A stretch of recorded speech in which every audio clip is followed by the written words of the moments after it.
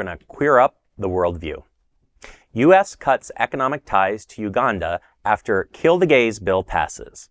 President Joe Biden has announced a plan to end the U.S. relationship with Uganda and several other African nations over gross violations of human rights. Once implemented, the Central African Republic, Gabon, Niger, and Uganda will be frozen out of the African Growth and Opportunity Act, a U.S. policy that aims to promote economic growth in African countries.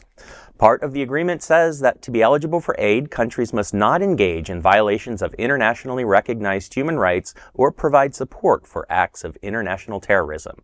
The administration argues that Gabon and Niger have not established continual progress towards improving their human rights record, while the Central African Republic and Uganda have violated international human rights. In May, Uganda passed sweeping anti-LGBTQ+ rules dubbed the Anti-Homosexuality Act, banning homosexuality, causing a noticeable spike in anti-LGBTQ+ hate crimes and abuse. The law also introduces an aggravated homosexuality clause, which carries the death sentence.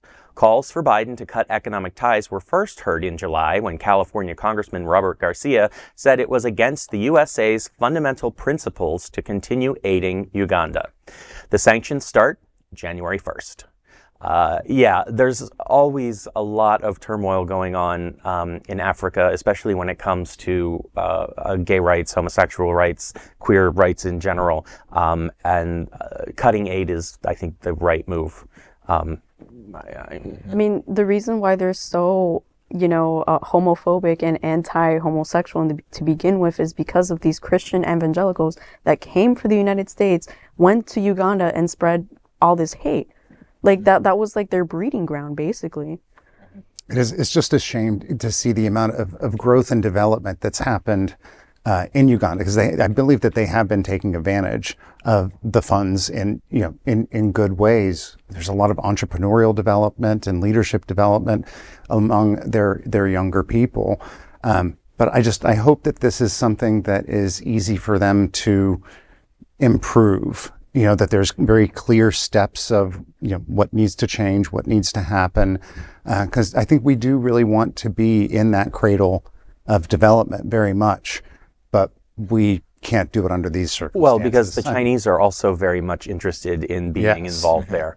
And obviously they don't have a huge... and where we leave, they fill in. That's exactly right. Exactly right. This battle has been going on for decades, going back to the Cold War. While we were actively fighting in Vietnam, Korea, Panama, various Caribbean countries, the proxy wars were being fought in development, in infrastructure. Mm-hmm. The Soviets at the time were coming in and building bridges. The Chinese come in and still are coming in to build water treatment plants, to build infrastructure. But that stuff isn't free. And it's certainly not out of the generosity of the Chinese People's Republic leadership, of the Russian leadership, or even Saudi money. Saudi money is starting to go in there because they want to grab oil and mineral rights beyond their own borders. So we have to take this, but it's one of those things like, what can you do? We can't just hand boatloads of money to a country that's going to execute people simply for being gay. To your point, you hope that there's a road back and steps that they can take to gain back in it. But my question is, do those leaders want it? When they can keep their bigoted views and take Chinese money? I wish I knew the answer to that. I know. I wish we all did. This is a tough foreign policy trick to pull off, and it's one of those things that only time will tell. But I'm afraid this is going to have the unintended consequence for us and the very intended consequence for China of pushing Central Africa into their sphere of influence, and it will be a lifetime before we can get it back. I mean, I'm an optimist, so I really truly believe that one day queer people in Uganda will be liberated. I'm an optimist. I have to, say that. In the meantime, I hope we can find a way to get them safely out of their countries where they're trying to be eradicated and into better, more optimistic futures that they do have. They deserve a chance. And aggravated homosexuality is really pretty much being accused of trying to get someone to sleep with you if you're gay or same sex rather, where you could transmit any disease, or you could, someone who has disabilities, anything could really be considered aggravated homosexuality. And they actually killed the first person that was a 20-year-old kid. The thing that's frustrating is they can say that about anybody who's outspoken and proud. So the people who have entrepreneurial or social consciousness in our community, they're the first to go.